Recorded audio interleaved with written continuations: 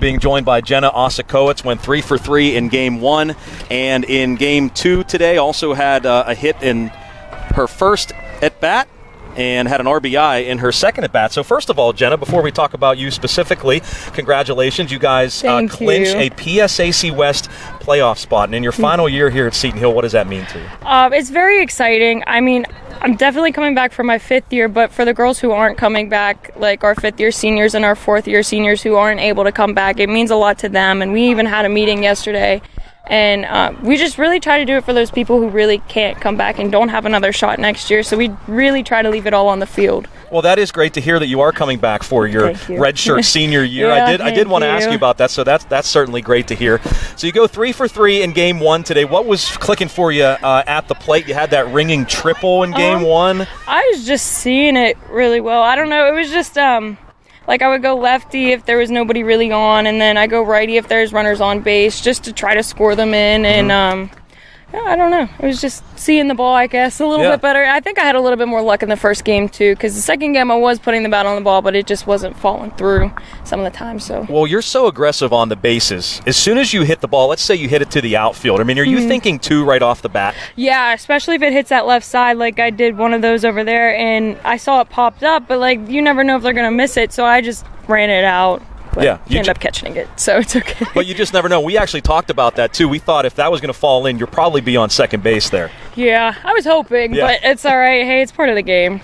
So you kind of touched on it already, but we always talk about you coming up to the plate, and we don't know if you're going to bat right-handed or left-handed. Is it a feel thing for you, or as you just mentioned, is it more who's on base or how many is on base? Kind of what goes into your mind when you come up to the plate? Sometimes I don't even know. Like, I'll hold both bats over there, and I even said to my teammate Morgan, I was like, I don't know what to do. She's like, go righty. I said, okay, I'll go righty. Okay, I'll do it. You talked me into it. Yeah, you talked me into it. And if there's nobody on and I'm a leadoff, I usually try to go lefty because then I have more of a chance on getting on base. And then if there are runners on bag, I do try to go righty to at least try to hit that outside pitch and score them. Well, even in that first game, you hit a pretty hard ground ball to the shortstop from the right-handed batter's box, and you still beat it out at first base. So you were flying. I was really trying to beat that out because we had 2 outs right then and there, too. So I was like, I got to get on my horse. No doubt about it. How are you feeling? Last time we were here, we saw you try to make a diving catch in right field against Mercyhurst, and was it a hip or something? Yeah, my whole lumbar just kind of cramped on me, this muscle down here, and I've been stretching it. I've been trying to do the best. It still kind of hurts, I'm not gonna lie, but I've been playing through it. So.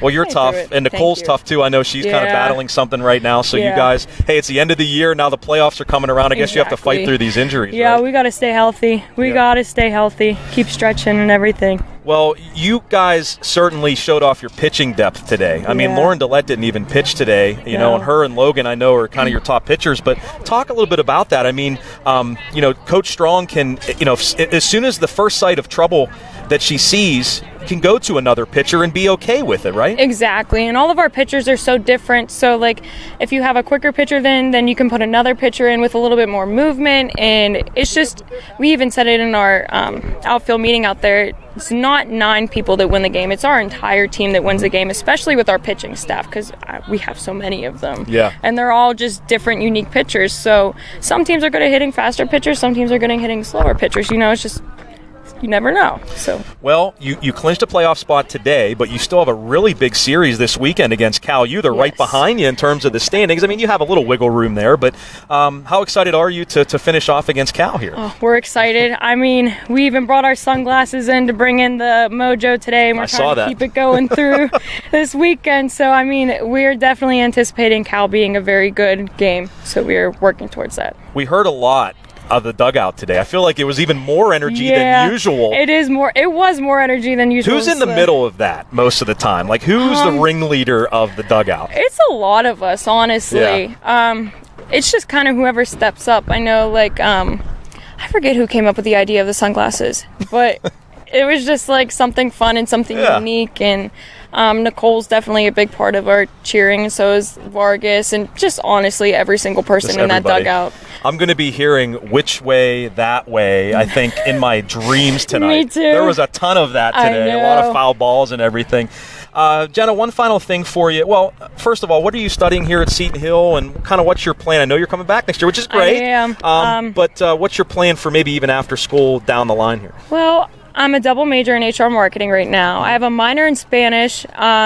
I don't really know what I'm going to do with that, but I really like the language coming in, so I figured I would just get my Can you give us like a softball line in Spanish or not? No, I won't put Don't put me on the spot. I won't put you like on the that. spot then. We'll just bypass that. Yeah. So Spanish, and you said Spanish. HR marketing? Yes, HR marketing. Very cool. And I'll come back and I'll study my MBA with a specialization in project management. And so I've been talking a lot with Lexis Vargas because that was her grad year study this year. Yeah. So. And something else I wanted to point out, we pointed this out on the past broadcast. I think it's really cool that you guys have the MM patch on your jersey. I mean, he was a baseball player. Wasn't a softball, obviously wasn't a softball player, but I thought it was really neat that he obviously was probably friends with some girls on the softball team, and you guys wanted to do something to honor his memory as well. So I think that's really great you guys have that. He was close friends with a lot of the girls on our team, especially some of the younger girls even last year. But Coach ended up getting these patches. We have little stickers on our helmet, and anything we can do to help like our players feel better, and of course the baseball team, and support them in any way that we can. Well, you're both having great seasons. What do you guys have to do well against Cal U to come out with some success against the Vulcans then? We got to bring the energy. That's right. Just like we did today, we got to bring the energy, and we got to bring our bats. So, Jenna, always love talking to you on the air, off the air. The former Spartan here, Roger behind the camera. I know he enjoys watching you play too. Congratulations on the win, and good luck this weekend. Thank you. Thank you for having me.